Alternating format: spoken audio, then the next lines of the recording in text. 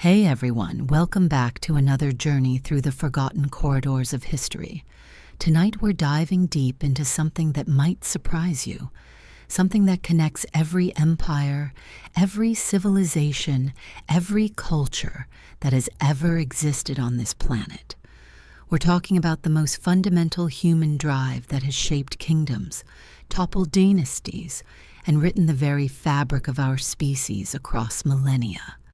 Love, desire, the eternal dance between hearts that has remained remarkably unchanged even as empires rise and fall around it.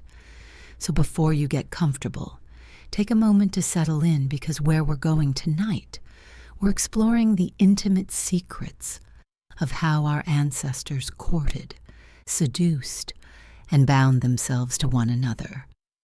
And let me know in the comments where you're listening from and what time it is there. It's always fascinating to discover who's joining us from around the world as we uncover these timeless rituals together. Now dim the lights, maybe adjust your pillows, and let's ease into tonight's exploration of desire across the ages. Because what you're about to discover will change how you think about romance, attraction, and the very nature of human connection itself. Picture this. You're a young woman in ancient Babylon around 2000 BCE. The air is thick with incense and anticipation. Your family has arranged for you to meet a potential husband, but this isn't the cold, calculating arrangement you might imagine. No, this is theater. This is seduction wrapped in ritual, desire cloaked in tradition.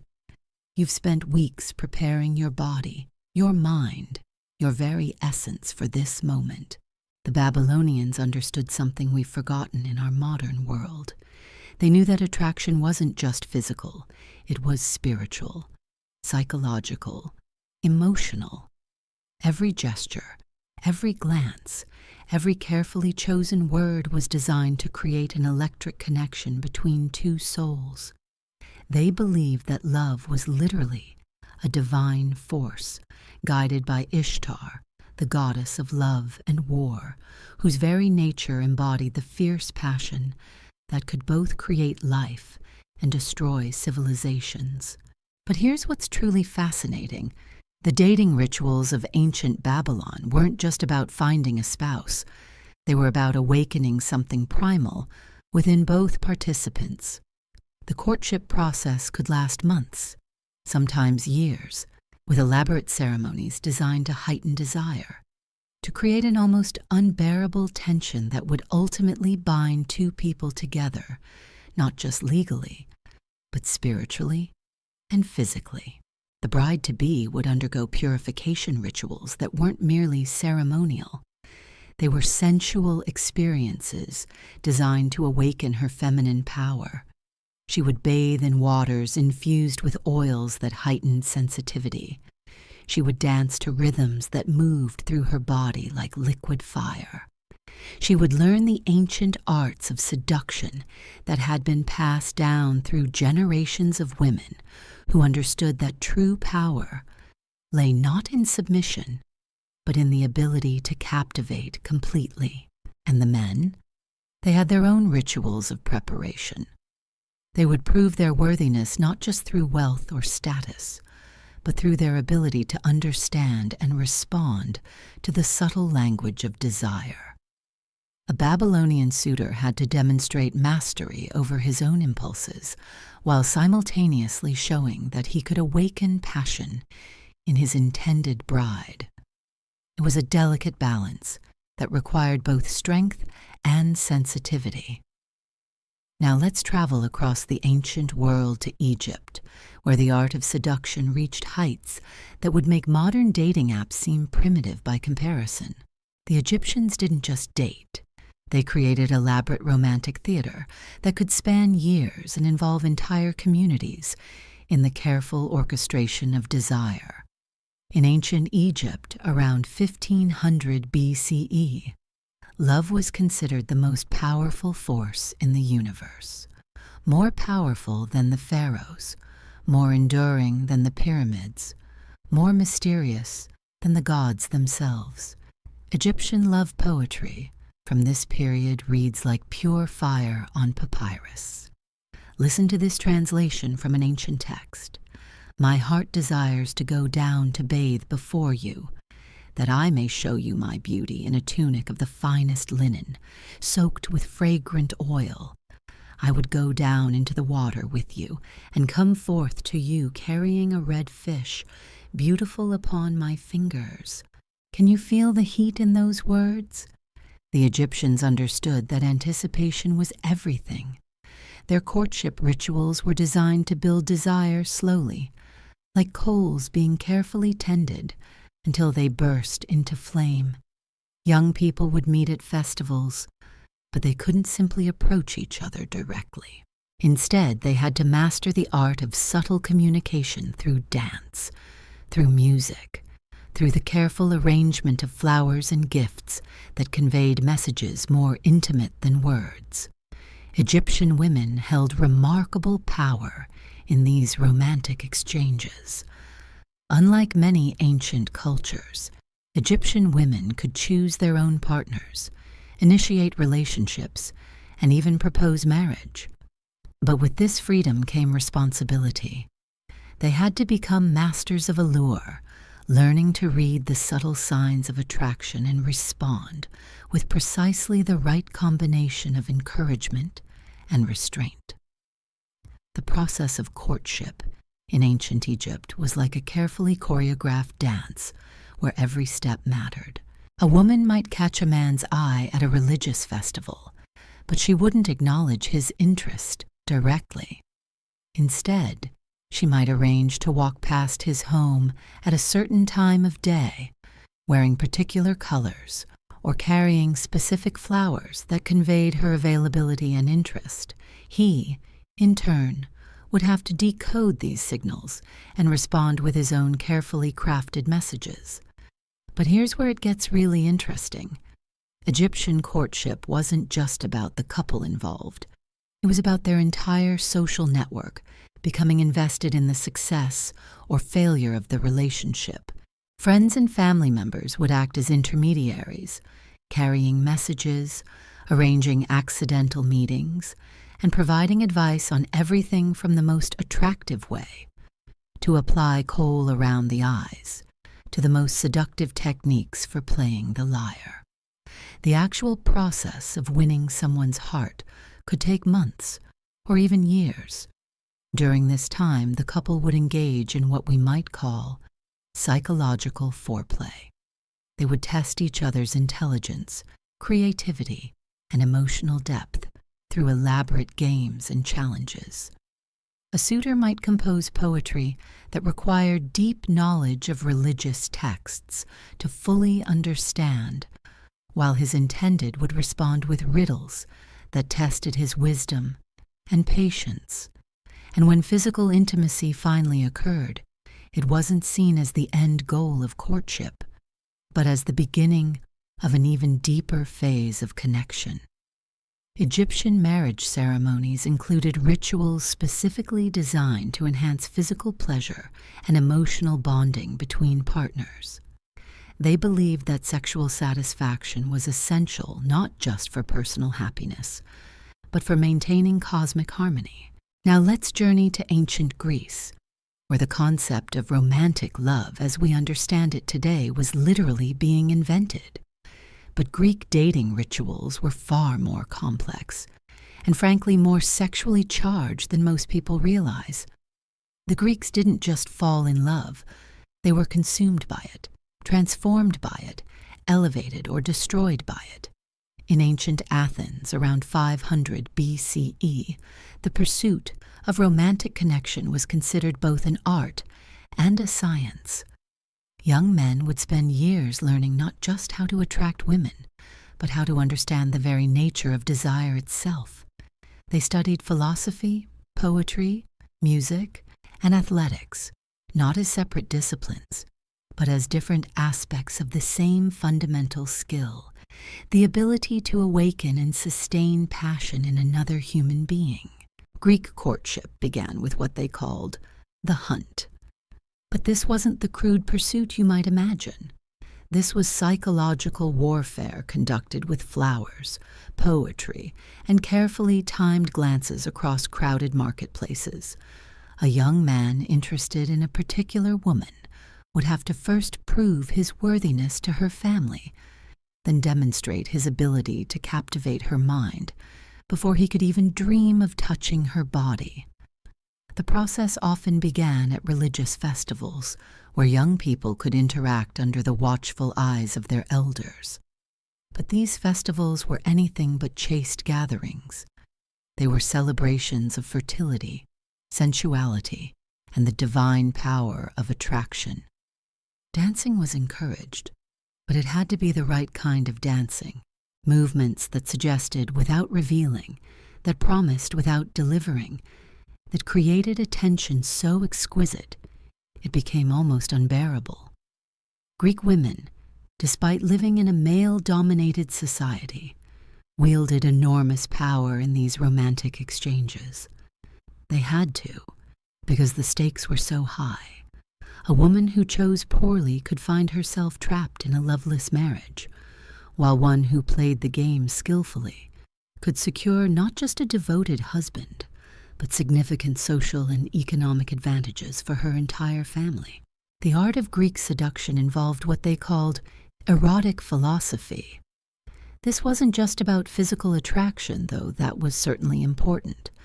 It was about finding someone whose mind complemented yours so perfectly that intellectual conversation became a form of foreplay. Greek couples would spend hours debating ethics, discussing poetry, and challenging each other's understanding of beauty, truth, and virtue. But perhaps most fascinating of all were the Greek symposiums, which were essentially elaborate dinner parties where the boundaries between intellectual discourse and sensual pleasure became beautifully blurred. These gatherings included games designed to test compatibility between potential partners, discussions about the nature of love that could become intensely personal, and entertainment that celebrated the full spectrum of human desire. The Greeks believed that true love required what they called divine madness, a state where rational thought gave way to pure passion. But achieving this state required careful preparation. Both men and women would undergo physical and mental conditioning designed to heighten their sensitivity to beauty, to pleasure, to the subtle energies that flowed between attracted individuals. Greek courtship could involve elaborate gift exchanges that were really negotiations about power, desire, and commitment.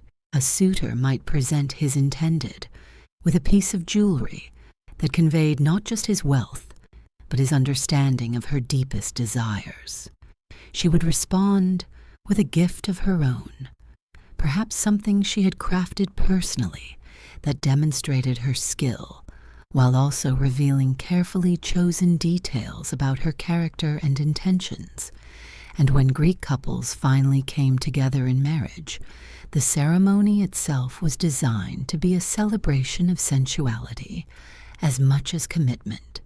Wedding rituals included traditions specifically intended to ensure sexual compatibility and ongoing passion between the partners.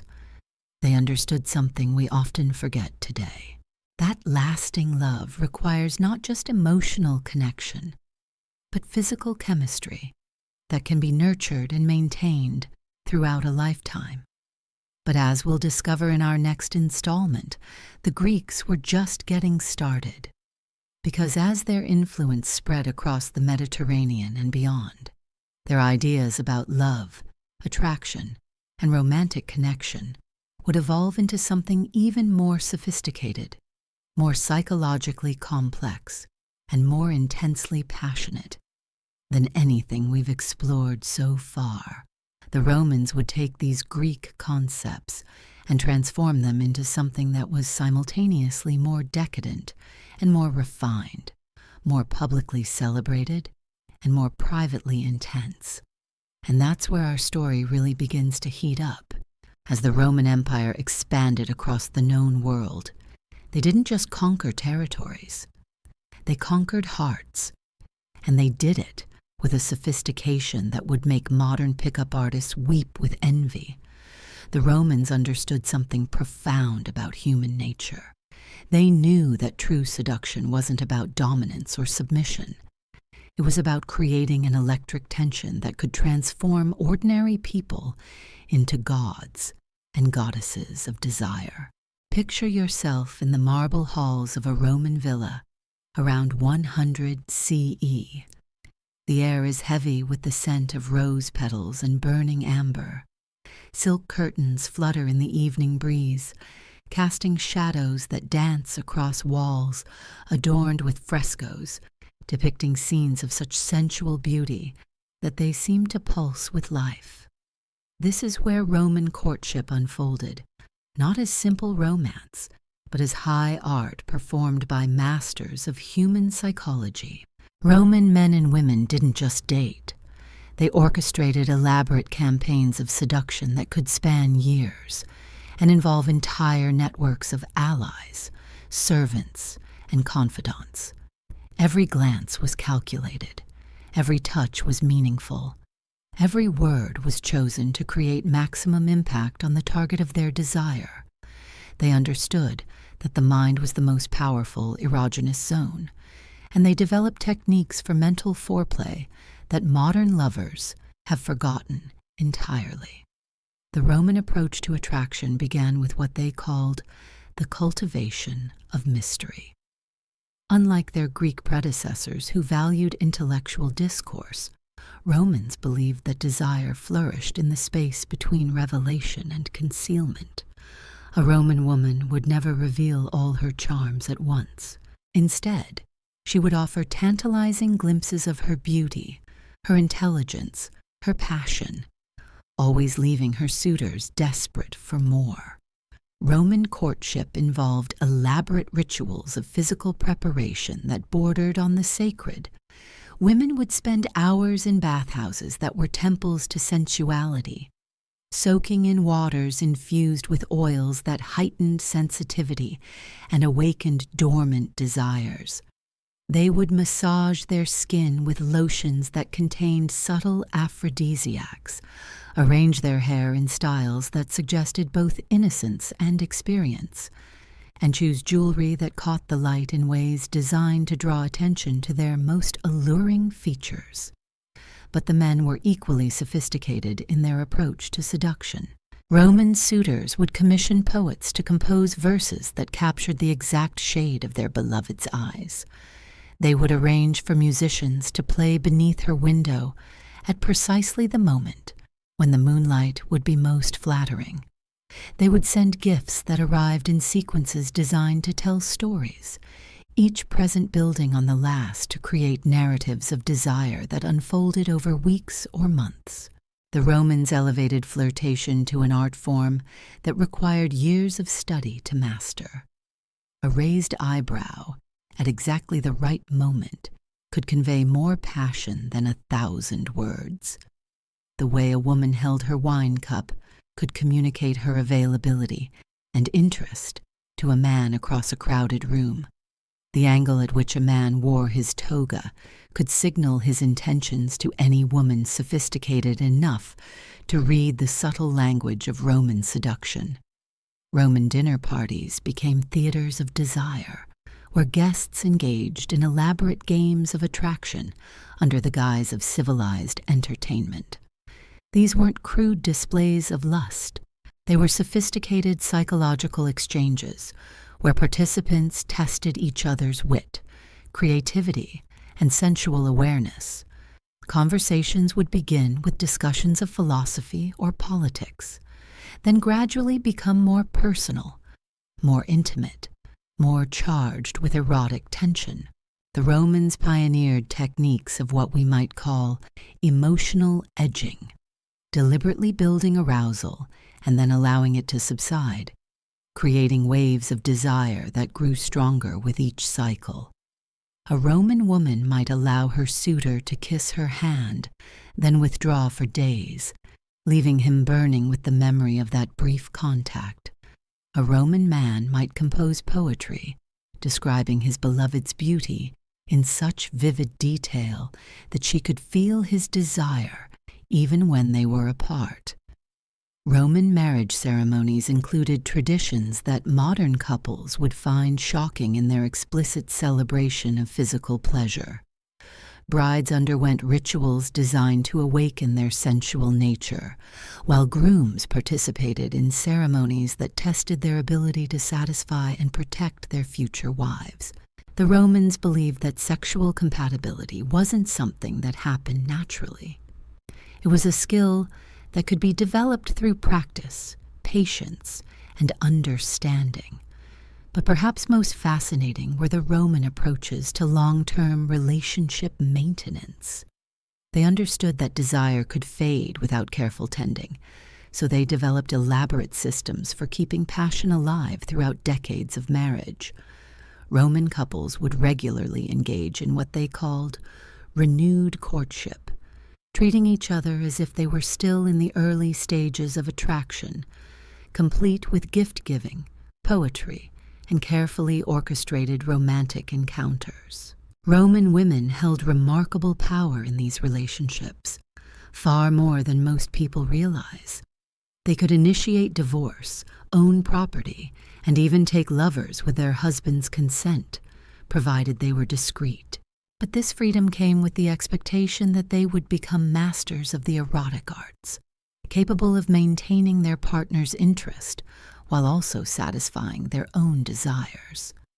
The Roman approach to sexuality was refreshingly honest about the complexity of human desire. They recognized that people could be attracted to multiple partners simultaneously, that sexual appetites could vary dramatically from person to person, and that true satisfaction required open communication about needs, fantasies, and boundaries.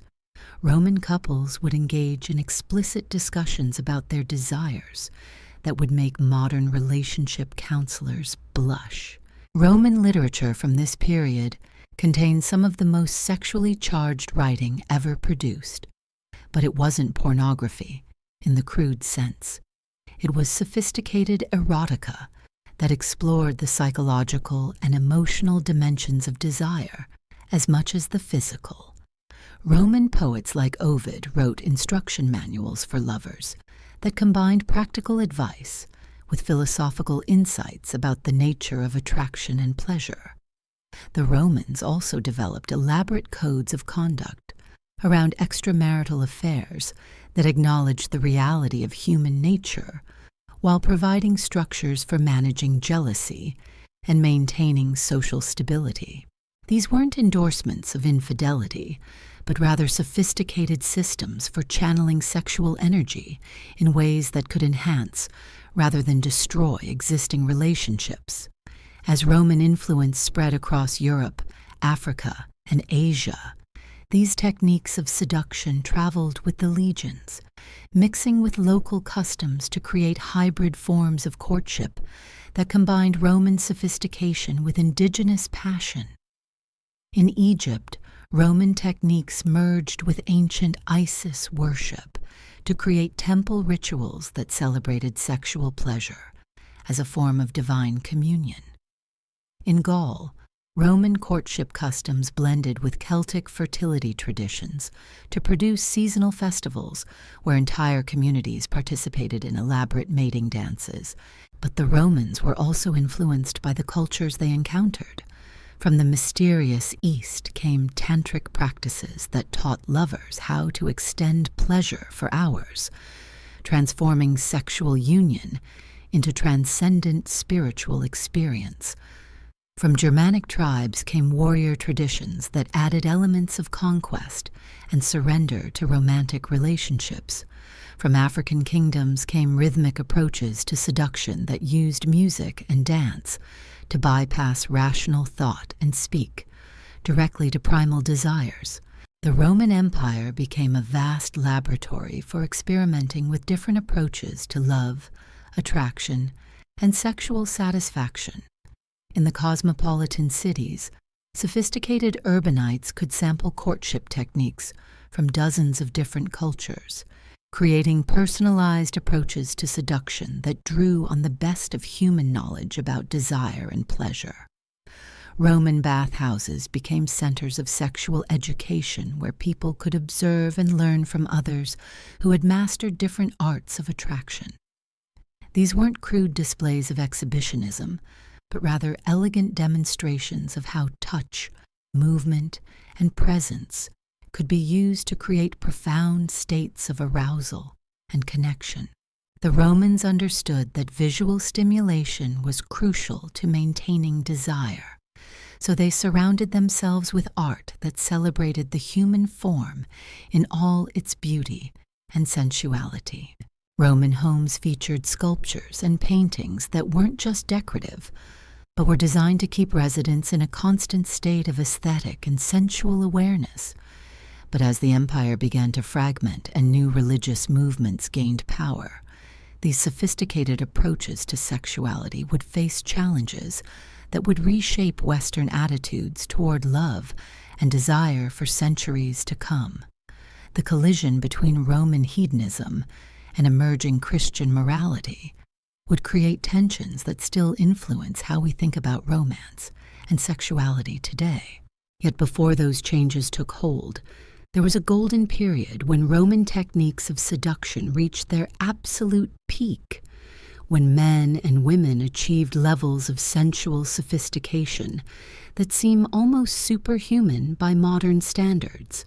And it's in understanding these peak moments of erotic artistry that we begin to glimpse what human beings are truly capable of when they approach desire, with the seriousness and skill it deserves.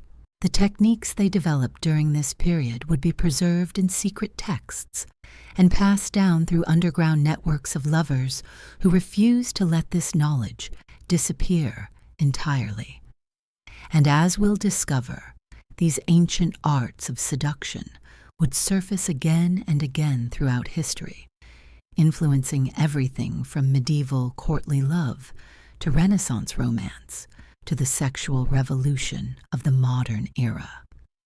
As we move deeper into the heart of the Roman Empire's golden age of seduction, we encounter practices that would make even the most adventurous modern lovers seem tame by comparison. The Romans didn't simply have sex. They created elaborate symphonies of pleasure that could last for days, transforming their partners into willing instruments of their most forbidden desires. In the private chambers of wealthy Roman citizens, around 150 CE, the art of physical love reached heights that bordered on the mystical. These weren't crude encounters driven by animal lust. They were carefully orchestrated experiences designed to awaken every nerve ending, every hidden fantasy, every suppressed desire that lay dormant within the human body and soul. Roman women of this period were trained from adolescence in what they called the sacred arts of Venus. These weren't merely techniques for pleasing men. They were comprehensive systems for understanding and manipulating the deepest currents of human sexuality. A skilled Roman courtesan could read desire in the way a man held his wine cup, in the rhythm of his breathing, in the almost imperceptible dilation of his pupils when she moved in certain ways. The preparation for these encounters was itself an act of seduction. Roman women would spend entire days preparing their bodies for love, not just through bathing and perfuming, but through practices that heightened their own sensuality to almost unbearable levels. They would consume foods believed to increase sensitivity. They would practice breathing techniques that could induce states of arousal simply through the control of their own life force. Roman bedchambers were designed as temples to pleasure, with every surface, every texture, every scent carefully chosen to enhance the sexual experience. Silk sheets that caressed the skin like liquid fire, mirrors positioned to multiply and reflect intimate moments from every possible angle, oils that warmed when applied to flesh, creating sensations that seem to penetrate to the very core of being. But perhaps most sophisticated were the psychological techniques Romans used to heighten desire. They understood that the most powerful sexual organ was the mind, and they developed methods for arousing their partners mentally that could create physical responses more intense than any direct stimulation. A Roman lover might whisper descriptions of what they planned to do in such vivid detail that their partner would reach states of arousal simply from the words themselves. Roman men were expected to become masters of what they called the art of delay. They were trained to bring their partners to the very edge of climax repeatedly, then draw back, building tension to levels that modern lovers rarely experience. This wasn't cruelty, it was craftsmanship. The ability to transform simple physical pleasure into transcendent experiences that could bond two people together on levels deeper than the merely emotional or physical. The Romans pioneered techniques for what we might call sexual meditation, approaches to lovemaking that could last for hours without fatigue, creating altered states of consciousness where the boundaries between individual identities dissolved entirely. Lovers would breathe in perfect synchronization, their heartbeats gradually aligning until they achieved what ancient texts describe as unity of flesh and spirit. Roman sexual practices included elaborate role-playing scenarios that allowed partners to explore the full spectrum of human desire within safe, consensual frameworks. These weren't simple costumes or play acting.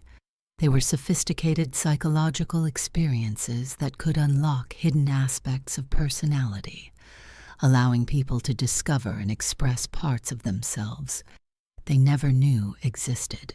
The Romans also developed comprehensive knowledge about human anatomy that wouldn't be matched again until the modern era.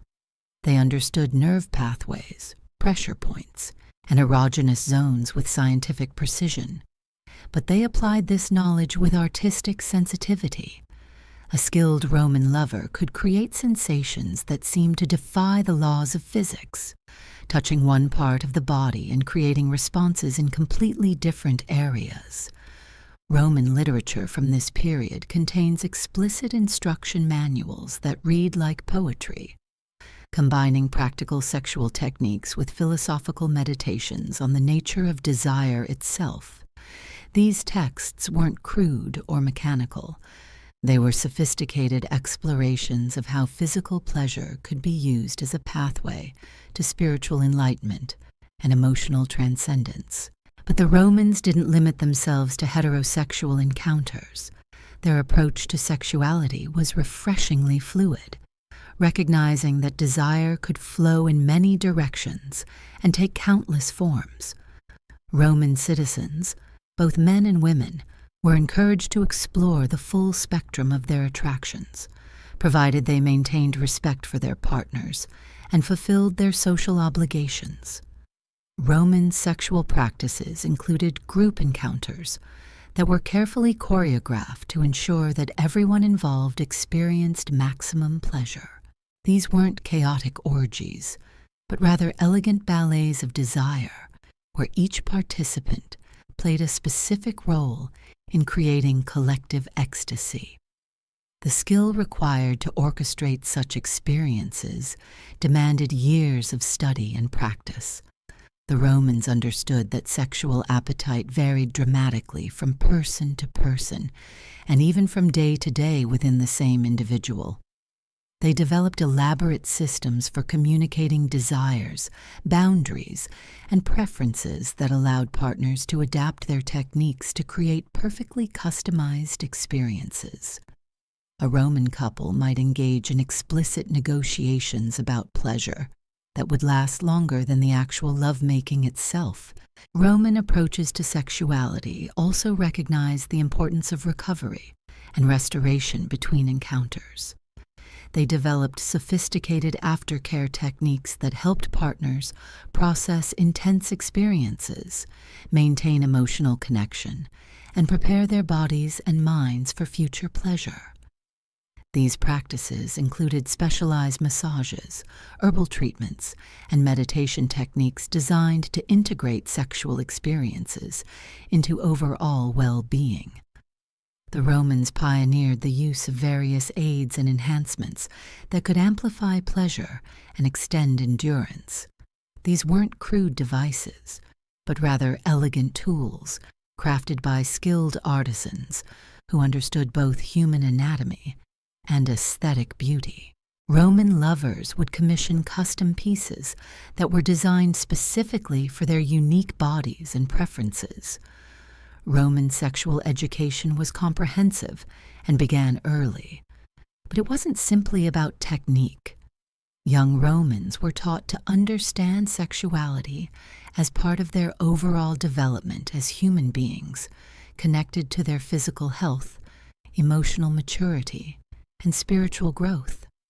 They learned to approach desire with respect, creativity, and skill, rather than shame or ignorance. The Romans also developed elaborate systems for maintaining sexual health and vitality throughout their entire lives. They understood that desire didn't have to diminish with age if properly cultivated, and they created practices for older lovers that could actually enhance pleasure and intimacy beyond what younger people typically experience. Roman approaches to sexuality influenced their entire culture in ways that modern people struggle to understand. Their art, literature, politics, and even military strategies were infused with erotic energy that they channeled into various forms of creative and conquering power. They saw sexual vitality as the foundation of all other forms of strength and success. But as the empire expanded and encountered other cultures, Roman sexual practices began to evolve and incorporate new influences. From India came tantric techniques that could extend pleasure for days. From Egypt came temple prostitution that transformed sexuality into religious experience. From the Germanic tribes came more primal approaches that emphasized raw passion over sophisticated technique. This cultural mixing created hybrid forms of sexuality that were even more complex and varied than anything the Romans had developed on their own. In the cosmopolitan centers of the empire, lovers could experiment with techniques drawn from dozens of different traditions, creating personalized approaches to pleasure that were limited only by their imagination and skill. Roman sexual festivals became legendary throughout the ancient world, drawing visitors from every corner of the known earth who wanted to witness or participate in celebrations of desire that lasted for weeks. These weren't crude displays of debauchery, but rather sophisticated cultural events that combined sexual expression with art, music, theater, and philosophical discourse. The Romans understood that sexuality was inherently social and that individual pleasure was enhanced when it occurred within supportive communities of like-minded people. They created networks of lovers who could share knowledge, techniques, and experiences in ways that benefited everyone involved. These communities developed their own codes of ethics and behavior that ensured sexual freedom didn't descend into exploitation or harm. Roman sexual practices also included elaborate courtship rituals for married couples who wanted to maintain passion throughout decades of partnership. These weren't simple anniversary celebrations, but rather comprehensive renewal ceremonies that could restore the excitement and mystery of early romance, while adding the depth and knowledge that came with long intimacy. The Romans developed techniques for sexual healing that could help people overcome trauma, inhibitions, and physical limitations that interfered with their ability to experience pleasure. These approaches combined physical therapy with psychological support, and spiritual practices, creating holistic systems for sexual rehabilitation that wouldn't be matched again for centuries. Roman understanding of female sexuality was particularly advanced for its time. They recognized that women's desires and responses were fundamentally different from men's, requiring different approaches, techniques, and timing. Roman men who wanted to be considered skilled lovers had to master the art of reading and responding to feminine arousal patterns that were far more complex and varied than their own. The Romans also understood that sexuality could be used as a tool for personal transformation and growth. They developed practices that used erotic energy to overcome fears, break through emotional barriers, and access states of consciousness that were normally beyond human reach. Sexual experiences became laboratories for exploring the furthest reaches of human potential. But perhaps most remarkably, the Romans maintained all of this sexual sophistication while also building and maintaining the largest empire in human history. They understood that sexual vitality and political power were intimately connected, that leaders who had mastered their own desires were better equipped to understand and influence the desires of others. As we'll discover in our continuing journey, these Roman innovations in the art of seduction and sexual pleasure would eventually encounter forces that would challenge everything they had built. But the knowledge they developed would never be completely lost, instead going underground and emerging in new forms throughout the centuries that followed, influencing every culture that came after them in ways both obvious and subtle. As the Roman Empire reached its zenith of sensual sophistication, something even more intoxicating was stirring in the distant lands of the East. While Roman lovers perfected their arts of physical pleasure, the ancient kingdoms of India and China were developing approaches to desire that would make even the most experienced Roman courtesan tremble with anticipation. In the sacred temples of ancient India, around 200 CE, love wasn't simply an emotion or even a physical act. It was considered a divine force capable of unlocking the deepest mysteries of existence itself. Here, in chambers perfumed with sandalwood and jasmine, practitioners developed what they called the 64 arts of love, techniques so sophisticated and psychologically complex that mastering them required decades of dedicated study. Indian courtesans of this period weren't merely beautiful women who provided physical pleasure. They were scholars, artists, and spiritual guides who understood that true seduction began in the soul and worked its way outward through every layer of human consciousness. These women could entrance a man simply by the way they arranged their hair, could drive him to distraction with a single glance, could reduce him to quivering submission with nothing more than the sound of their laughter echoing through marble halls. The preparation for these encounters was itself a form of worship. Indian women would spend days purifying their bodies and minds through practices that heightened their sensitivity to levels that bordered on the supernatural. They would consume exotic spices that made their skin flush with inner heat. They would practice breathing techniques that could induce states of arousal so intense that simply being in their presence could awaken desires in others that they never knew they possessed. But the true genius of Indian lovemaking lay in its understanding of what they called the subtle body, the network of energy channels that flowed beneath the surface of physical flesh.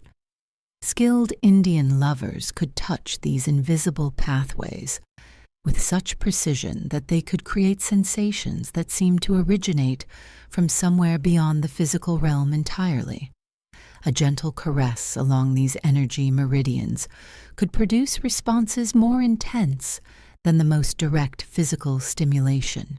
Indian texts from this period describe techniques for what they called the union of opposites, methods for harmonizing masculine and feminine energies within individual lovers to create states of perfect balance and receptivity. Partners would spend hours learning to breathe together, to move in perfect synchronization, to merge their consciousness so completely that they experienced each other's pleasure as their own. The Indians pioneered approaches to extended lovemaking that could last for days without fatigue or diminishment of pleasure. These weren't endurance contests, but rather explorations of how desire could be cultivated and refined until it became a constant flowing source of ecstasy that permeated every moment of existence. Lovers would enter trance-like states where time seemed to stop, where the boundaries between pleasure and pain, self and other, human and divine, became beautifully blurred. Indian bedchambers were designed as sacred spaces where every element contributed to the enhancement of sensual experience. Silk tapestries that seemed to pulse with erotic energy, incense that contained aphrodisiac properties capable of inducing altered states of consciousness, mirrors positioned not just to reflect physical forms, but to multiply and amplify the subtle energies that flowed between aroused lovers. The Indians understood that scent was perhaps the most powerful trigger for sexual desire, and they developed perfumes so intoxicating that a single drop could render the wearer irresistible to anyone who caught even the faintest trace of their fragrance. These weren't simple floral scents, but complex compositions that seemed to speak directly to the most primitive centers of the brain, bypassing rational thought entirely. Indian approaches to foreplay were revolutionary in their sophistication and duration. What Romans accomplished in hours, Indians could extend across weeks or even months of gradually building tension. A skilled Indian courtesan might begin her seduction with nothing more than ensuring that her intended lover caught glimpses of her in various states of partial undress, each encounter more tantalizing than the last. The psychological aspects of Indian seduction were equally advanced. These lovers understood that the mind was infinitely more sensitive than the body, and they developed techniques for mental foreplay that could create physical responses without any direct contact whatsoever. An Indian woman might seduce her target through carefully crafted dreams, appearing in his sleep night after night until the line between fantasy and reality became impossibly blurred. Indian lovers practiced what they called the art of controlled surrender, techniques that allowed them to give themselves completely to pleasure while maintaining perfect awareness and control. This wasn't passive submission, but rather active participation in states of ecstasy so intense that they approached what mystics described as union with the divine. The Indians also developed comprehensive understanding of how emotional states affected physical pleasure, and they created elaborate systems for managing and manipulating these connections. A skilled lover could induce specific emotions in their partner that would amplify sensitivity in particular areas of the body, creating customized experiences that seemed almost magical in their precision.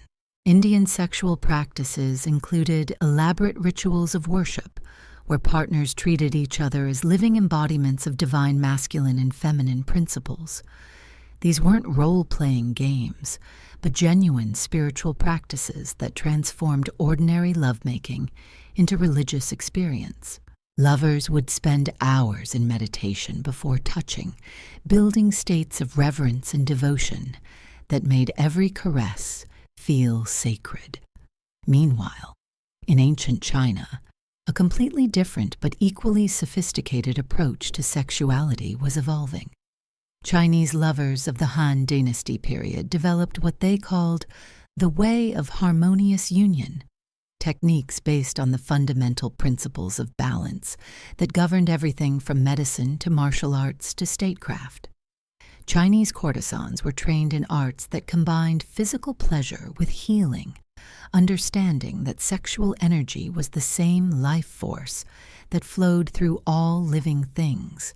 They could diagnose and treat various ailments through specific sexual techniques, using pleasure as medicine in ways that modern practitioners are only beginning to rediscover.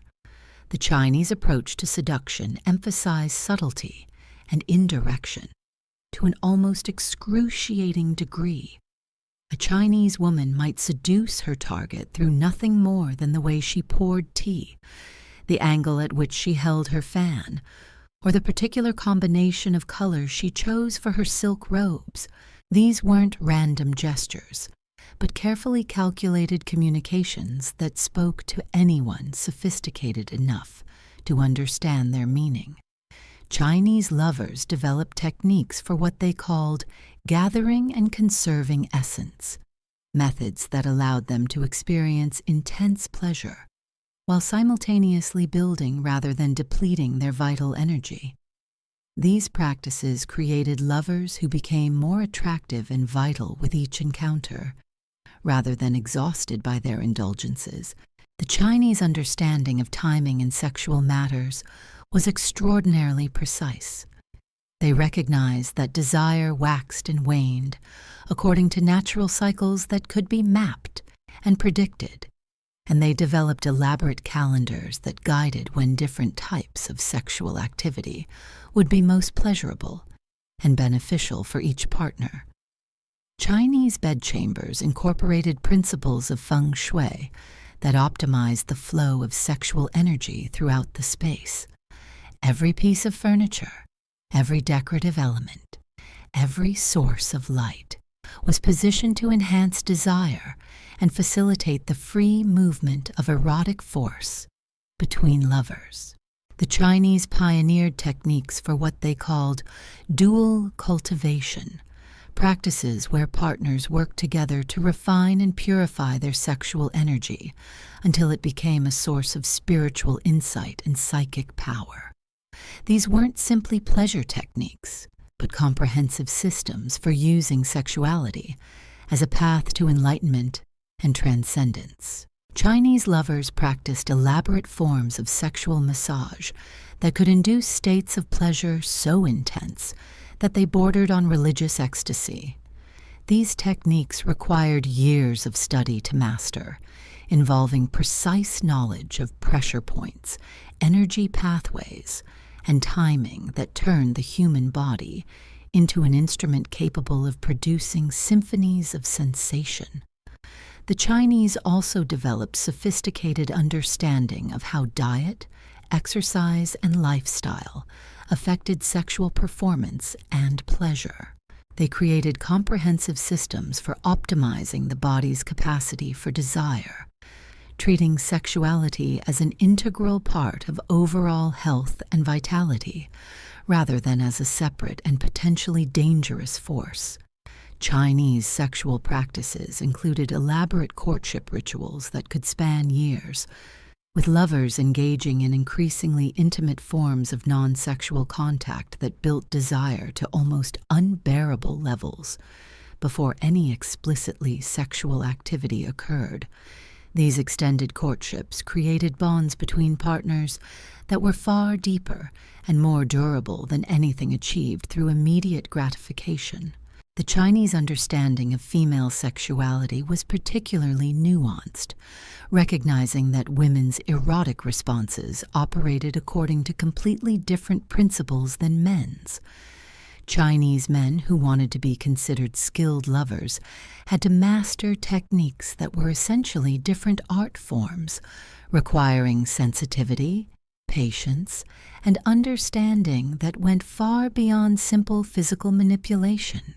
As these Eastern approaches to sexuality began to influence trade routes and cultural exchanges, they would eventually encounter and blend with the Roman techniques we explored earlier, creating hybrid forms of eroticism that combine the best insights from multiple civilizations. The meeting of East and West in matters of love would produce innovations in the art of seduction that surpassed anything either culture had achieved independently. But before these great traditions could merge and evolve, they would first have to survive the rise of new religious movements that viewed sexuality with suspicion and sought to channel erotic energy into spiritual pursuits that denied, rather than celebrated, the pleasures of the flesh. The collision between these ancient arts of love and emerging moral systems would reshape human attitudes toward desire in ways that continue to influence us today. Yet in the hidden chambers of palaces and temples, in the secret texts passed down through generations of skilled lovers, and in the whispered instructions shared between trusted partners, the knowledge of how to awaken and satisfy the deepest hungers of the human heart would never be completely lost. It would adapt, evolve, and emerge in new forms throughout history, ensuring that the flame of true passion would continue to burn even in the darkest ages of sexual repression.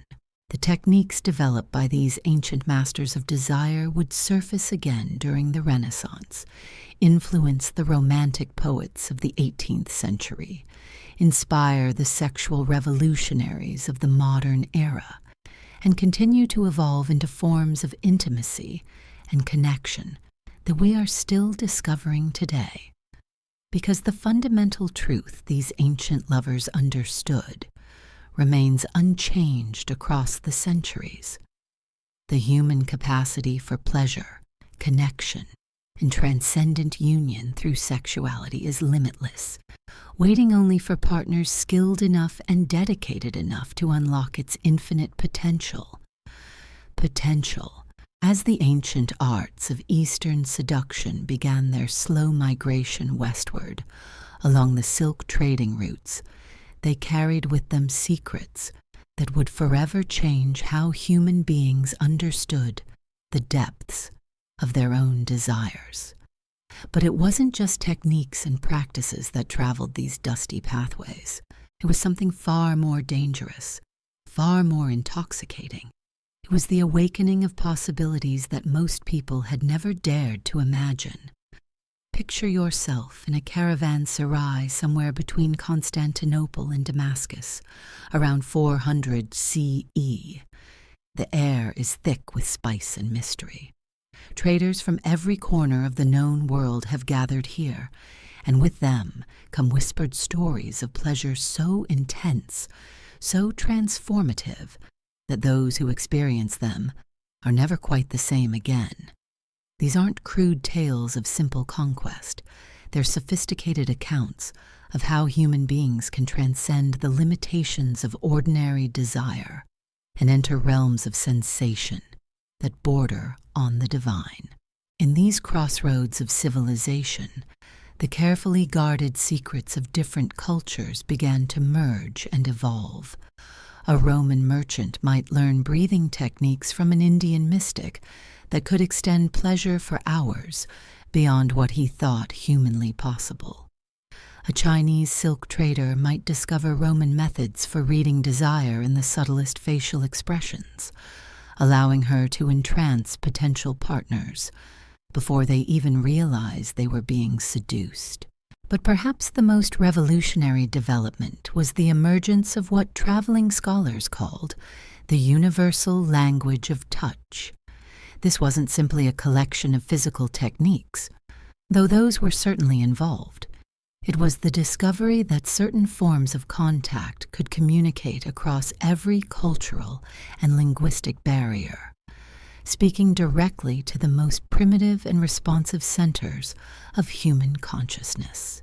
The practitioners of this art understood that the human body contained what they called rivers of fire, pathways of sensation that could be awakened through precise application of pressure, temperature, and movement.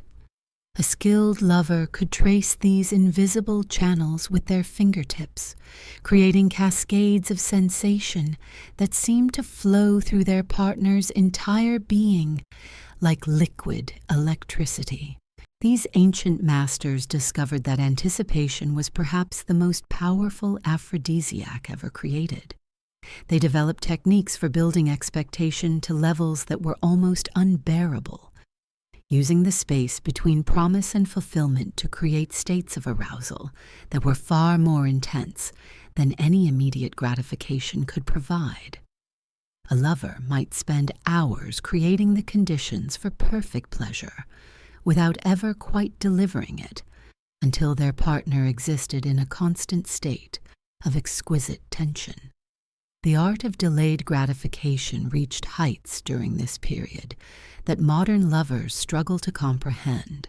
Practitioners could maintain their partners on the very edge of climax for periods that seemed to stretch into eternity, creating experiences where time itself seemed to dissolve, and ordinary consciousness gave way to something far more primal and intense.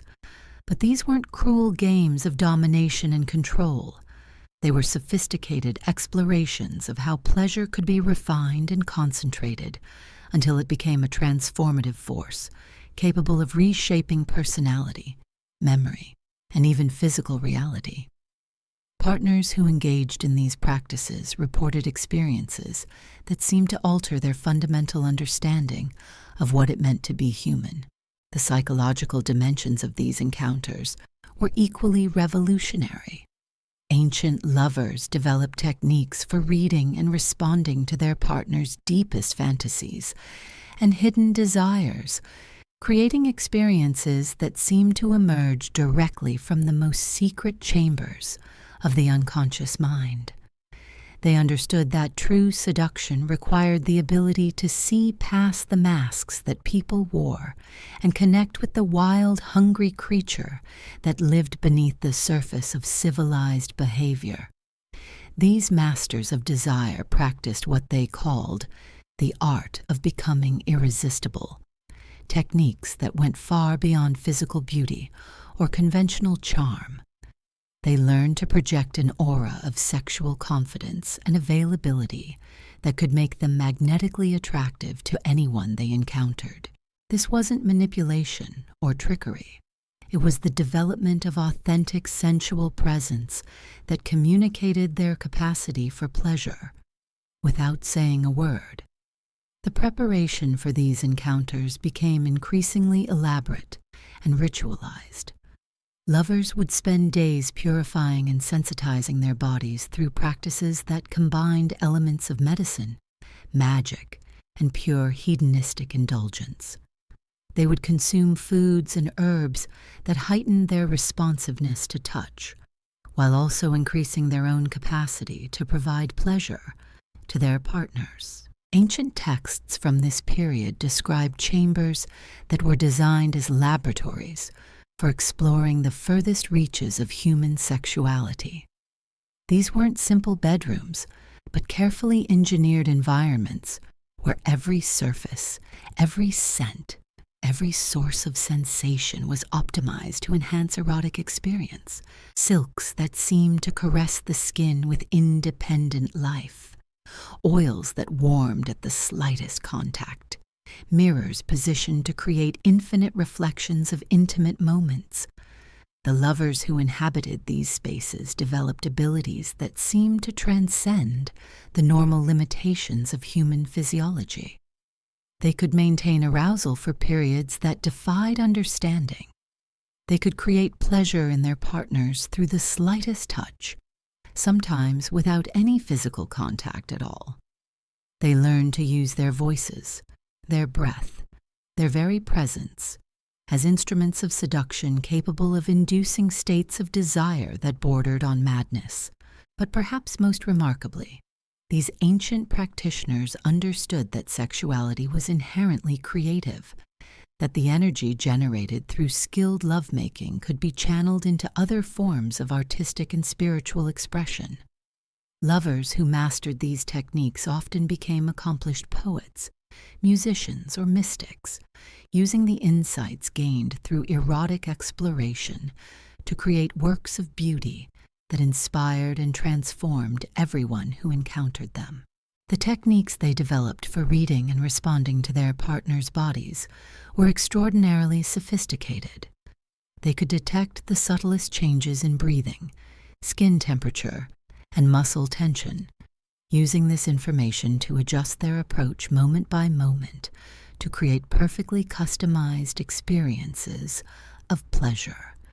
Every encounter became a unique composition, improvised in real time based on the specific responses and desires of the individuals involved. These ancient lovers also pioneered approaches to what they called pleasure without limits, techniques for transcending the normal cycles of arousal and satisfaction to enter states of continuous erotic experience.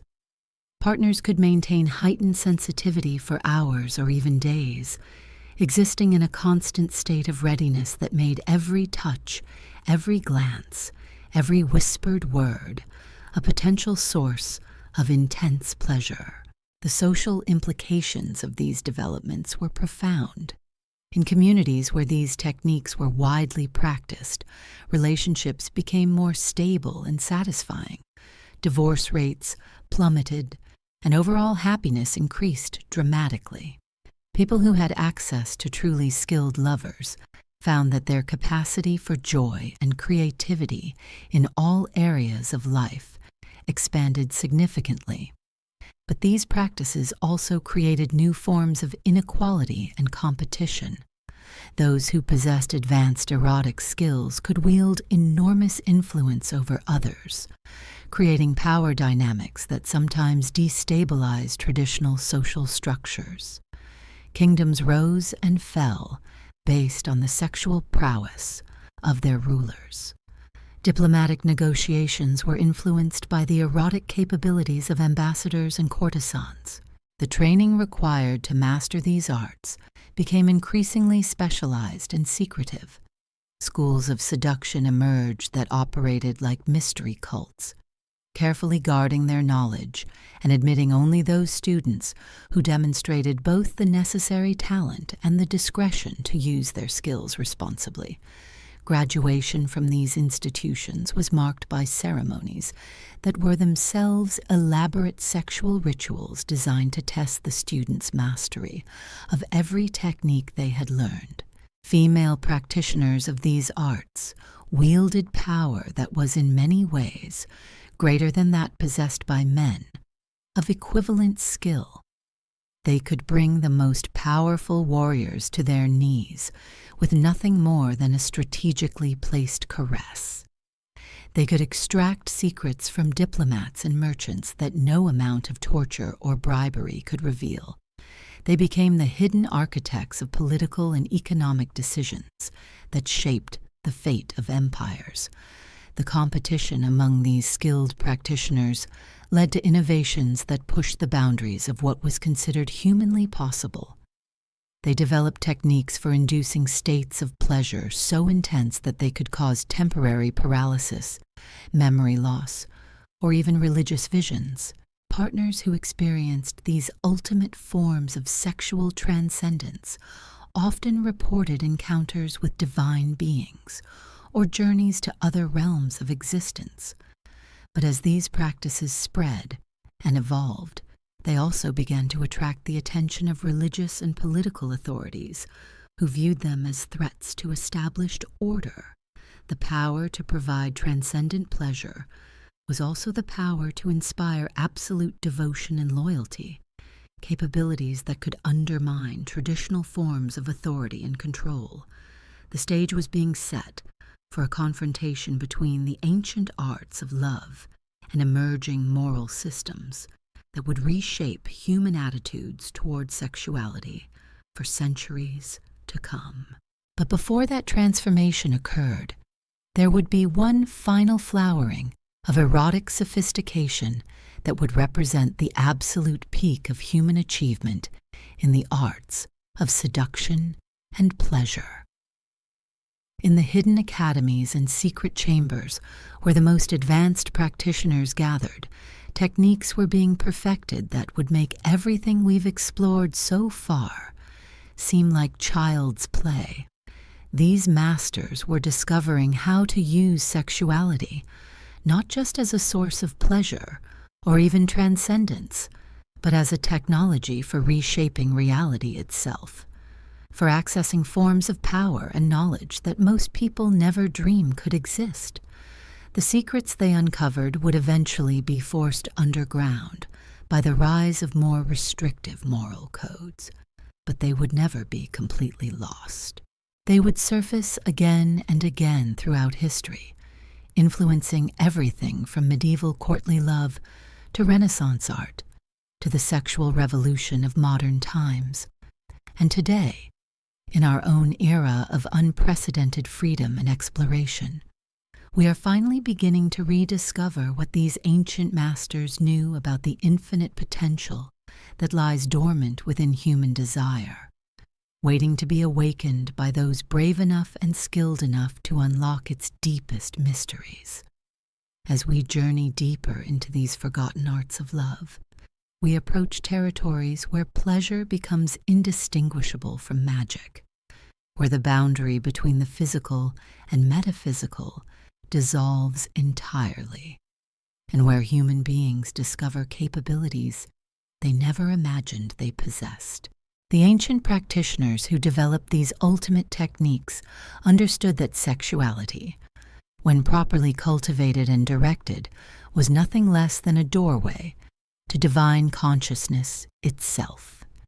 In the most advanced academies of love that flourished during this golden age of erotic exploration, students learned that the human body contained what their teachers called chambers of infinite pleasure, physiological and energetic systems that could be awakened through specific combinations of touch, breath, sound, and intention. These weren't simply more intense versions of ordinary sexual response. They were entirely different states of being that transformed both partners into something that transcended their individual limitations. The preparation for accessing these deeper levels of erotic experience required months or even years of dedicated practice. Students learned to cultivate what their instructors called the serpent fire, a form of sexual energy that normally lay dormant at the base of the spine, but could be awakened and directed throughout the body to create states of ecstasy that lasted for hours without diminishment or fatigue.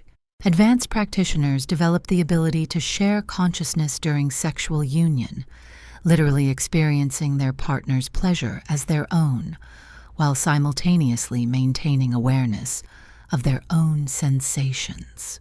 This created feedback loops of erotic energy that could spiral to intensities that seemed to defy the laws of physics, generating sensations that felt like electricity, fire, or liquid light flowing through every cell of their bodies. These masters of love understood that sound was one of the most powerful tools for enhancing sexual experience. They developed vocal techniques that could induce specific states of arousal through pure vibration, using their voices as instruments capable of touching their partner's body from the inside out. A skilled practitioner could bring someone to the edge of climax simply by humming at precisely the right frequency, while maintaining eye contact across a crowded room. The most advanced techniques involved what these ancient lovers called the multiplication of sensation, methods for creating simultaneous sources of pleasure throughout the body that seemed to exist independently of any specific physical stimulation.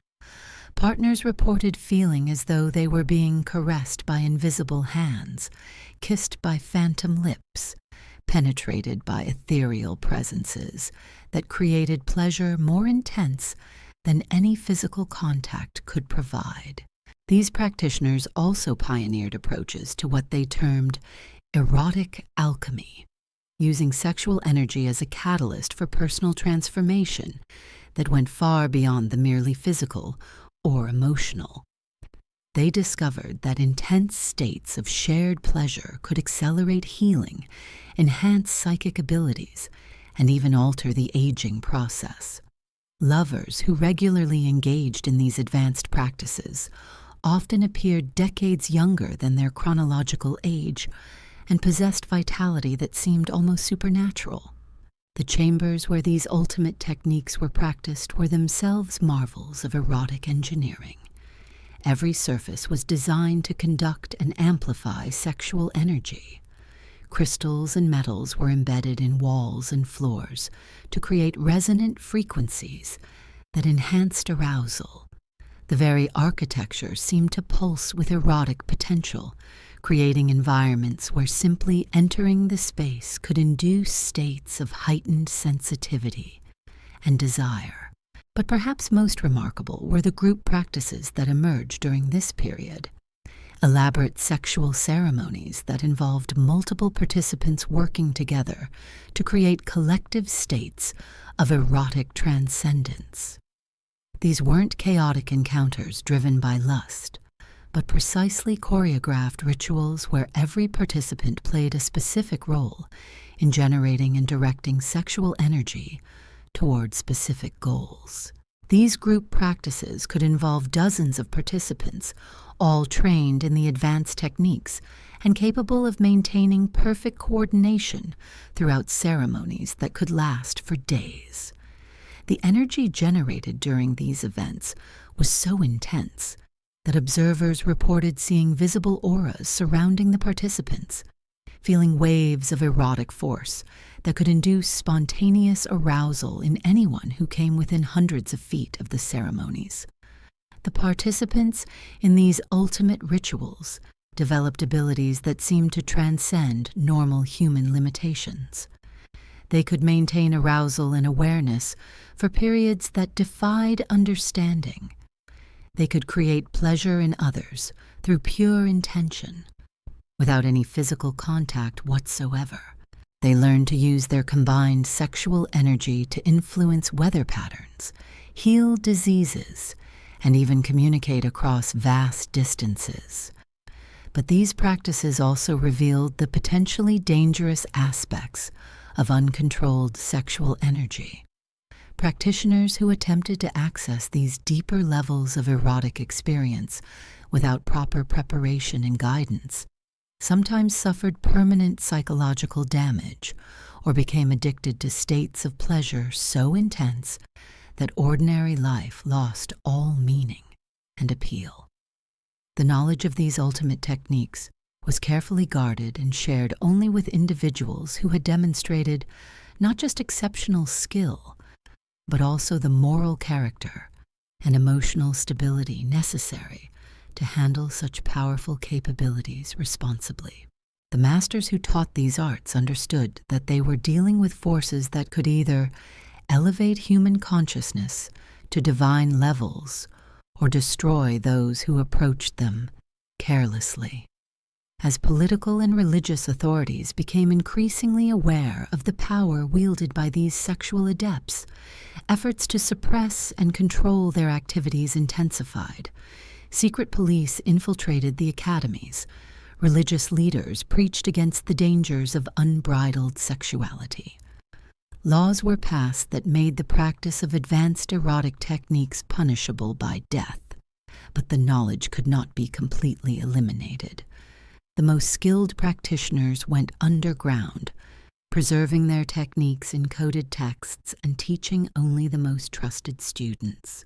They established secret networks that spanned continents, ensuring that the wisdom they had accumulated would survive even the most systematic attempts at suppression.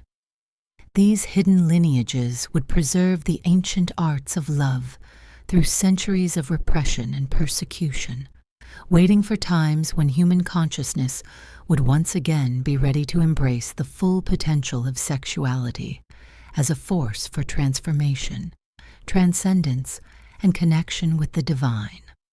The techniques they safeguarded would eventually resurface in modified forms throughout history, influencing everything from tantric traditions to modern therapeutic approaches to sexuality. And now, in our own era of unprecedented openness and exploration, we stand on the threshold of rediscovering what these ancient masters knew about the infinite depths of human erotic potential. The techniques they developed are being researched, refined, and adapted for contemporary practitioners who seek to transcend the limitations of ordinary pleasure and access states of sexual and spiritual union that were once available only to the most dedicated initiates of love's deepest mysteries. The journey through these forgotten arts of seduction has taken us from the temple chambers of ancient Babylon to the secret academies where sexuality was refined into a technology for accessing divine consciousness. We have witnessed the evolution of human understanding about desire, pleasure, and the transformative power of skilled lovemaking across multiple civilizations and thousands of years of experimentation and refinement. But our exploration has only scratched the surface of what these ancient practitioners achieved. In the hidden texts and secret teachings that have survived centuries of suppression, we find descriptions of techniques and capabilities that challenge everything we think we know about the limits of human sexuality and consciousness. The masters who developed these ultimate arts of love understood something that we are only beginning to rediscover: that human beings, when properly awakened and skillfully guided, are capable of experiences that transcend every boundary between pleasure and spirit, between individual identity and cosmic consciousness, between the mortal and the divine. As these ancient mysteries of desire began to weave their way through the medieval world, something extraordinary happened. The rigid structures of feudal society, with their careful hierarchies and religious constraints, created an unexpected pressure that transformed sexual energy into something even more intoxicating than what the Romans or Indians had achieved. When desire is forbidden, when passion must hide in shadows, it becomes concentrated, refined, distilled into forms that can drive rational people to madness. In the castle halls of medieval Europe, around 1100 CE, a new art was being born.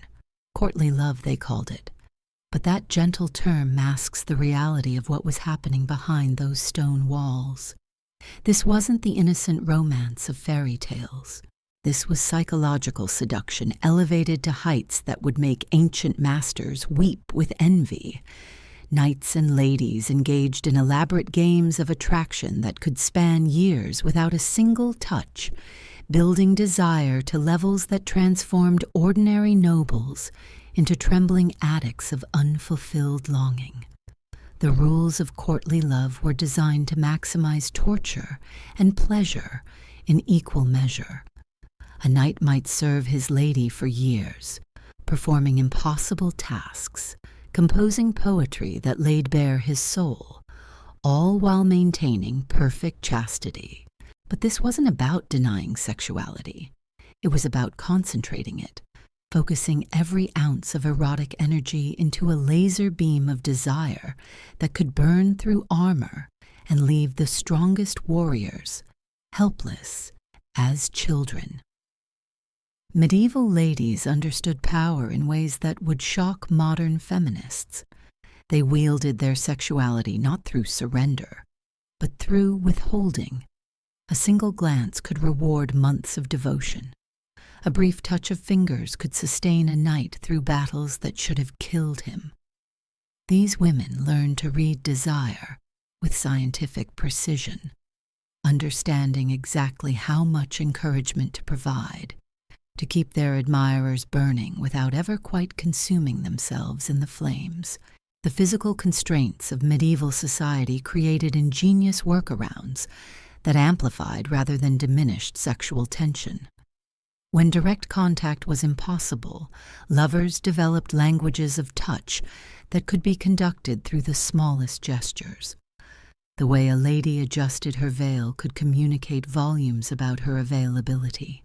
The angle at which a knight wore his favor could signal his intentions to anyone sophisticated enough to read the code. Medieval bedchambers became theaters of anticipation, where the actual consummation, when it finally occurred, was preceded by hours of ritualized preparation that transformed simple physical union into transcendent experience. The waiting, the building, the careful orchestration of every moment created states of arousal that made the eventual release feel like divine communion. But perhaps most remarkable was how medieval lovers learned to eroticize the mind itself. Without the freedom for frequent physical contact, they developed techniques for mental seduction that could create physical responses across great distances. A carefully crafted letter could induce states of arousal that lasted for days. A poem delivered by a trusted messenger could make its recipient flush with desire in the middle of a formal dinner. The troubadours and minnesingers of this period weren't simply entertainers. They were skilled practitioners of psychological seduction who understood that the right combination of words, melody, and imagery could bypass rational thought and speak directly to the deepest centers of sexual desire.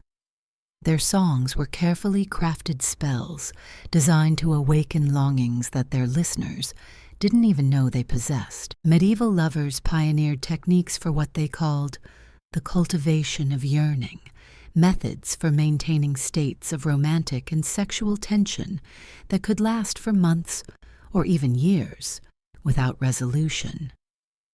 This wasn't simple frustration. It was the deliberate creation of emotional and physical states that made every moment of existence feel charged with erotic potential.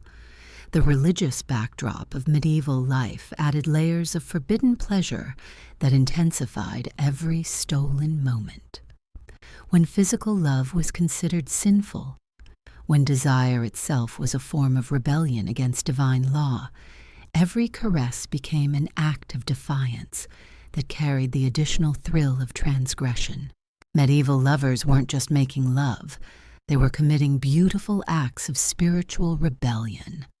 The architecture of medieval castles was itself designed to facilitate these games of seduction and concealment. Secret passages allowed for clandestine meetings. Hidden alcoves provided spaces for whispered conversations that could build intimacy without risking discovery. Every stone wall contained the potential for romantic intrigue that could unfold over years of careful maneuvering. Medieval ladies developed what historians have called the art of significant glances, techniques for communicating complex emotional and sexual information through eye contact alone. A skilled practitioner could convey availability, desire, warning, or promise through subtle variations in how she looked at her target. These weren't simple flirtations. They were sophisticated forms of nonverbal communication that required years to master.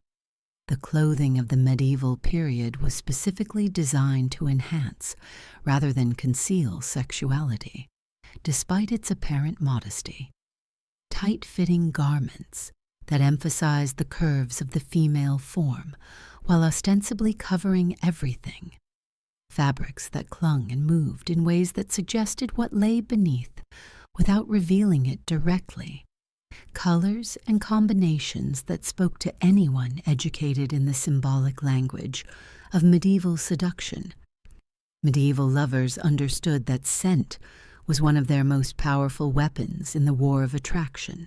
They developed perfumes and sachets that could mark their presence in a room long after they had departed, leaving traces of their essence that would torment their admirers with memories of proximity and promise.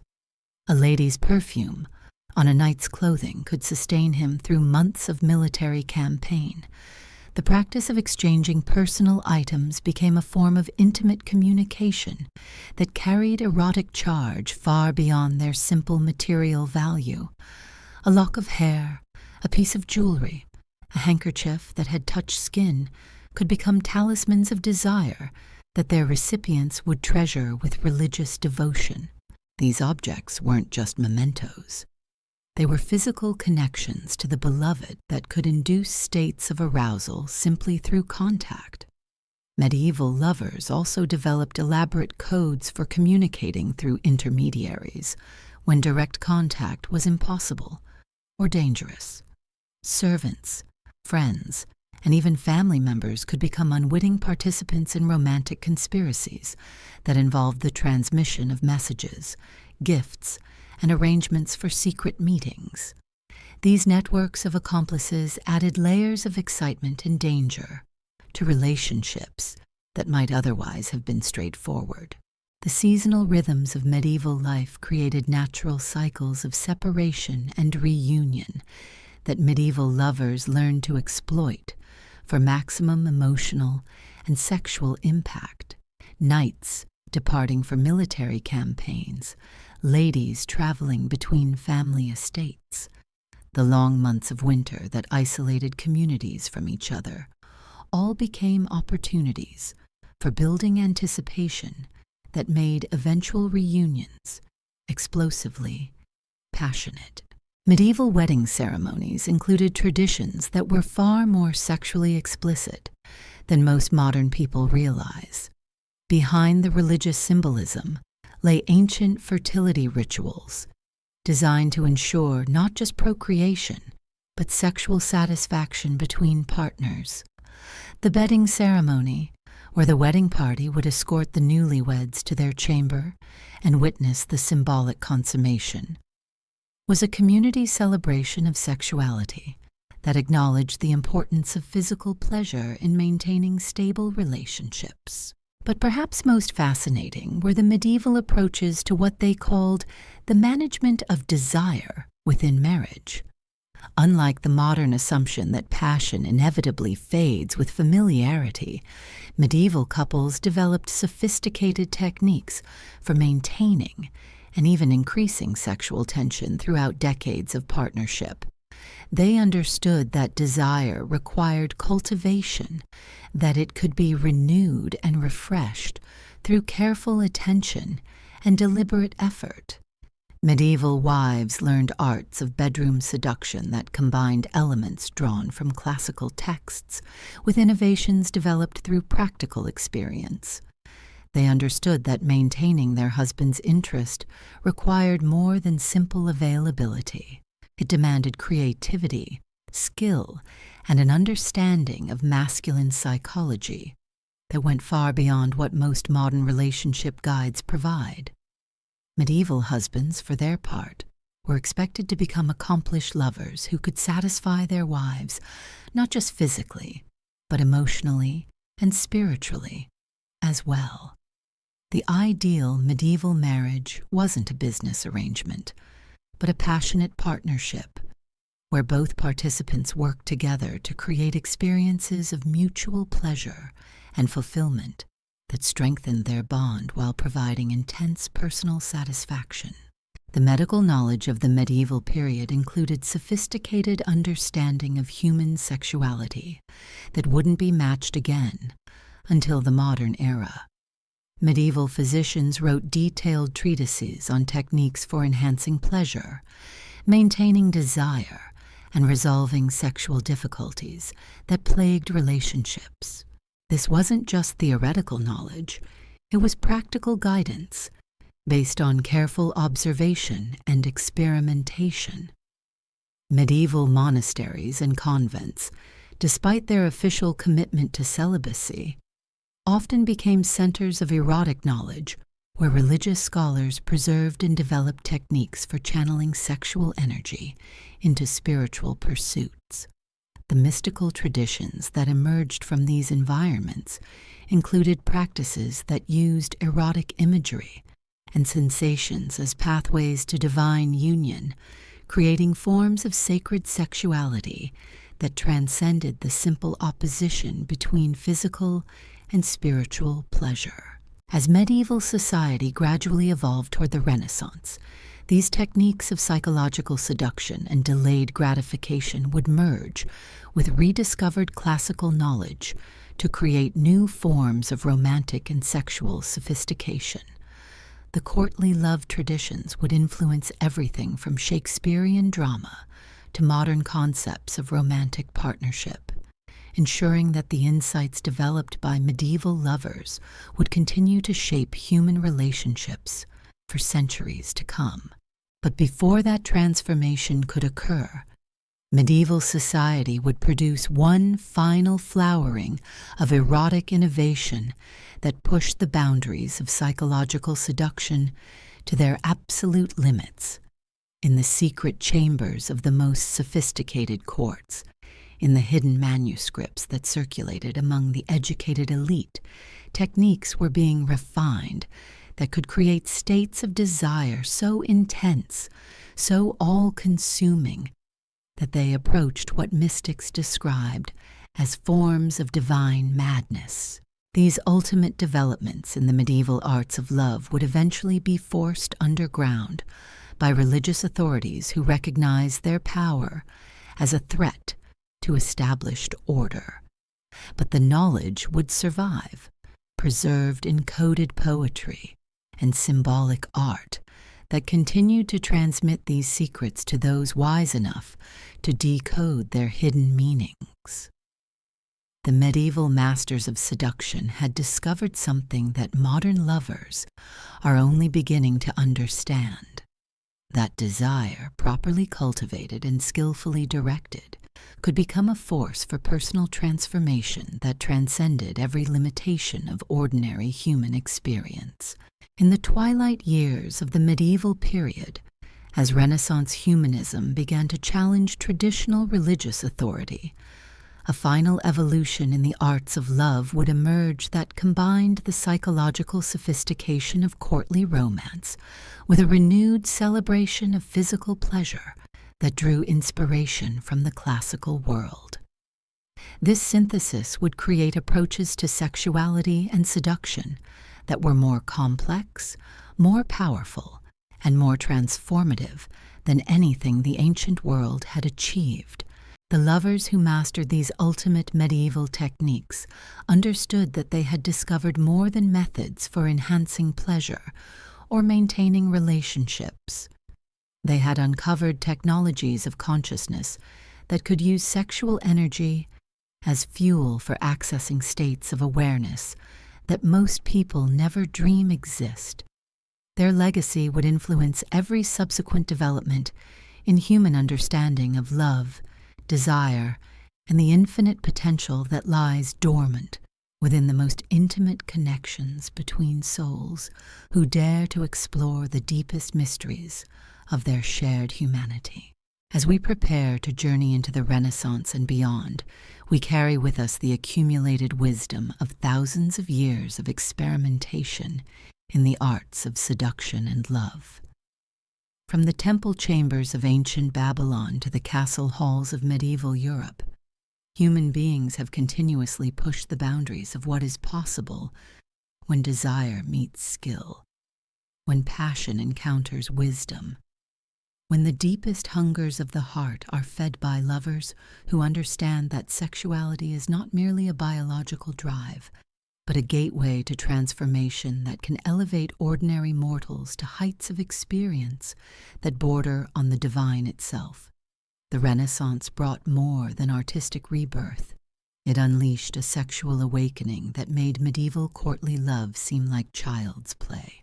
As the rigid moral constraints of the Dark Ages began to crumble, a new philosophy emerged that celebrated the human body as divine creation, worthy of worship, exploration, and exquisite pleasure. This wasn't simply a return to classical values.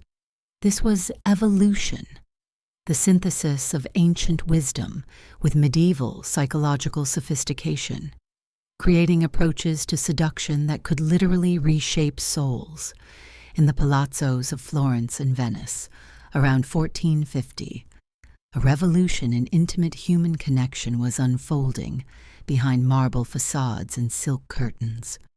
Renaissance lovers understood something their ancestors had only glimpsed, that sexuality was an art form as sophisticated as sculpture or painting, requiring the same dedication, skill, and creative vision that produced the masterpieces adorning their walls.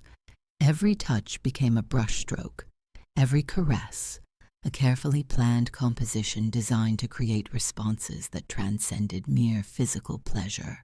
Renaissance courtesans weren't simply beautiful women who traded their bodies for gold. They were artists of desire, scholars of pleasure who studied human nature with the same intensity that philosophers studied the movements of celestial spheres. These women could read the deepest needs of their clients by observing the way they held their wine, the rhythm of their breathing, the almost imperceptible tension in their shoulders that revealed hidden vulnerabilities and suppressed longings. The preparation for these encounters became elaborate rituals that transformed ordinary chambers into temples of sensuality. Renaissance lovers understood that environment was everything. They surrounded themselves with art that celebrated the human form in all its naked glory. Paintings and sculptures that weren't merely decorative, but were designed to awaken desire, to remind everyone who entered these spaces that they were in the presence of something sacred and transformative. Renaissance women pioneered techniques for what they called the cultivation of irresistible presence. This went far beyond physical beauty, though that was certainly important.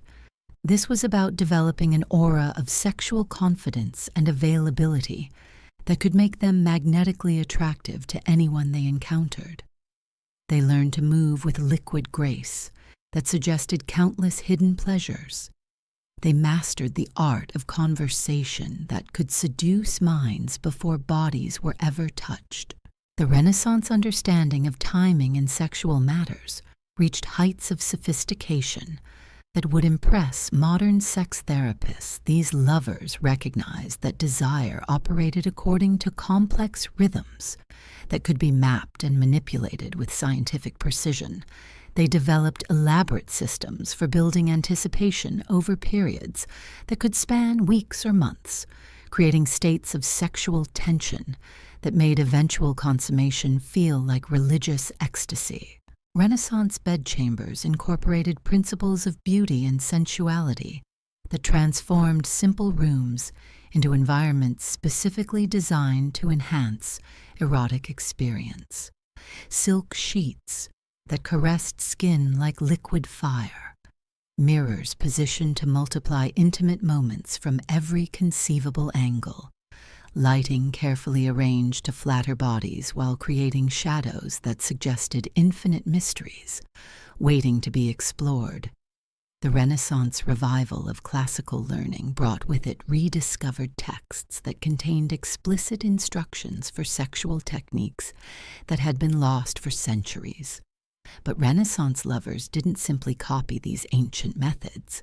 They refined them, adapted them, combined them with medieval innovations to create hybrid approaches that were more psychologically sophisticated and physically intense than anything their predecessors had achieved.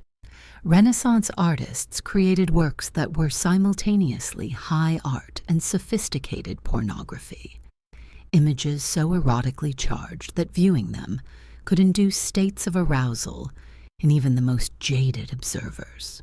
These weren't crude representations of sexual acts.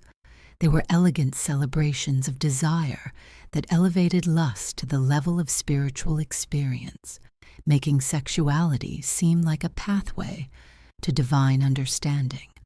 The Renaissance concept of the divine lover emerged during this period.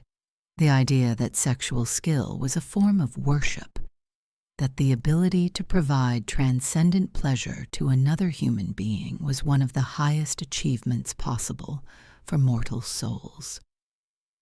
Renaissance lovers approached their craft with religious devotion, spending years perfecting techniques that could transform ordinary physical encounters into experiences that bordered on mystical union. Renaissance, women wielded power through sexuality in ways that would shock modern feminists. They understood that their ability to provide pleasure was a form of currency more valuable than gold, that skilled lovers could accumulate influence that rivaled that of princes and merchants. A courtesan who mastered the ultimate arts of seduction could topple governments through the careful application of her talents. The Renaissance development of printing technology allowed for the distribution of erotic literature that spread advanced sexual knowledge throughout Europe with unprecedented speed. These weren't simple instruction manuals, but sophisticated explorations of the psychology of desire that combined practical techniques with philosophical meditations on the nature of love, pleasure, and human connection. Renaissance lovers pioneered approaches to what they called the multiplication of sensation, techniques for creating multiple sources of simultaneous pleasure that could overwhelm their partner's capacity for rational thought. These methods required years of study to master, involving precise understanding of anatomy, combined with intuitive knowledge of how different personalities responded to various forms of stimulation. The Renaissance understanding of female sexuality was remarkably advanced for its time, recognizing that women's erotic responses operated according to completely different principles than men's. Renaissance men who wanted to be considered accomplished lovers had to master techniques that were essentially different art forms, requiring sensitivity, patience, and skills that went far beyond simple physical manipulation. Renaissance approaches to foreplay became legendary throughout Europe, with lovers spending hours in elaborate preparations that made the eventual consummation feel like the culmination of an epic journey. These weren't simple warm-up activities, but sophisticated psychological and physical processes designed to awaken every nerve ending while simultaneously creating emotional bonds that could last lifetimes. The Renaissance integration of music into sexual experience reached heights that modern lovers rarely achieve. Renaissance chambers featured carefully chosen compositions that could enhance arousal, regulate breathing, and create rhythmic frameworks for extended lovemaking. Skilled lovers could synchronize their movements to musical phrases, creating sexual experiences that felt like elaborate dances performed for audiences of two. Renaissance lovers understood that scent was one of their most powerful weapons in the arsenal of seduction. They developed perfumes so intoxicating that a single application could render the wearer irresistible for days. These weren't simple fragrances, but complex compositions that seemed to speak directly to the most primitive centers of the brain, bypassing rational thought to trigger immediate and intense sexual responses. The Renaissance practice of exchanging intimate gifts became an art form that combined material beauty with psychological manipulation. Lovers would commission jewelry, clothing, or artwork that wasn't just beautiful, but was specifically designed to enhance their partner's sexuality, while creating constant reminders of their connection. These objects became talismans of desire that could maintain erotic tension even during long periods of separation. Renaissance wedding ceremonies included traditions that celebrated sexuality with an openness that would shock modern religious observers. The bedding ceremony evolved into elaborate community celebrations of physical pleasure that acknowledged the importance of sexual satisfaction in maintaining stable marriages. These weren't crude displays, but sophisticated rituals that honored the transformative power of skilled lovemaking. But perhaps most revolutionary were the Renaissance developments in group sexual practices that combined multiple participants in carefully choreographed ceremonies designed to create collective states of erotic transcendence. These weren't chaotic orgies, but precisely planned rituals where every participant contributed their unique skills to generate experiences that transcended anything possible between just two people. Renaissance masters of love understood that sexuality was inherently creative, that the energy generated through skilled lovemaking could be channeled into other forms of artistic expression. Many of the greatest Renaissance artists, poets, and musicians drew inspiration directly from their erotic experiences, using insights gained through sexual exploration to create works that continued to move audiences centuries later. The Renaissance period also saw the emergence of secret societies dedicated to preserving and advancing the sexual arts. These organizations operated like mystery schools, carefully guarding their knowledge while training new generations of practitioners in techniques that pushed the boundaries of human erotic potential. Membership in these groups was considered one of the highest honors available to those who had demonstrated exceptional skill in the arts of love. Renaissance lovers developed techniques for what they called the alchemy of desire, methods for transforming raw sexual energy into states of consciousness that seemed to transcend normal human limitations. Partners who mastered these approaches reported experiences that felt like temporary fusion with divine consciousness, moments of unity so complete that individual identity seemed to dissolve entirely. The Renaissance understanding of sexual healing was remarkably sophisticated, recognizing that skilled lovemaking could cure everything from melancholy to physical ailments. Renaissance physicians prescribed specific sexual techniques for various conditions, understanding that pleasure was one of the most powerful medicines available to human beings. These weren't simply folk remedies, but carefully developed therapeutic approaches based on detailed observation of how different forms of sexual activity affected physical and mental health. As the Renaissance gave way to new political and religious movements that would once again attempt to suppress these innovations, the knowledge developed by Renaissance masters would be preserved in hidden texts and secret traditions that would ensure its survival through even the darkest periods of sexual repression. The techniques they perfected would continue to evolve underground, emerging in new forms whenever human consciousness became ready to embrace the full potential of sexuality as a force for transformation, healing, and transcendent connection between souls, brave enough to explore the infinite depths of shared desire. The legacy of Renaissance sexual artistry would influence every subsequent development in human understanding of love and pleasure, providing foundations for modern approaches to intimacy that continue to evolve today. In our own era of unprecedented sexual freedom, we are finally beginning to rediscover and surpass what these Renaissance masters achieved, pushing the boundaries of human erotic potential toward horizons that even they could barely imagine. And so our journey through the hidden chambers of history draws to a close, but the secrets we've uncovered together continue to pulse with ancient power. From the temple courtesan who could bring emperors to their knees with nothing but a glance, to the Renaissance masters who transformed pleasure into divine art, we've traced the golden thread of desire that connects every civilization that has ever dared to explore the infinite depths of human passion. These weren't just historical curiosities.